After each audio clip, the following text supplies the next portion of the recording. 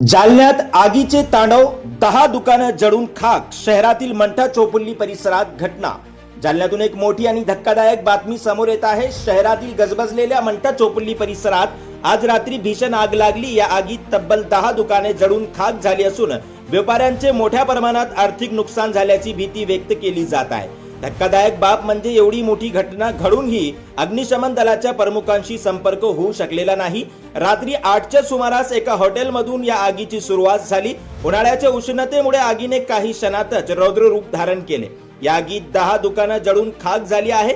घटनेची माहिती देण्यासाठी नागरिकांनी अग्निशमन दलाच्या अधिकाऱ्यांशी संपर्क साधण्याचा प्रयत्न केला, मात्र अग्निशमन प्रमुखांचा फोन बंद असल्याने संतप्त व्यक्त केला जात आहे. शहरामध्ये अशा घटना घडत असताना आपत्कालीन यंत्रणेने सज्ज राहणे आवश्यक होते.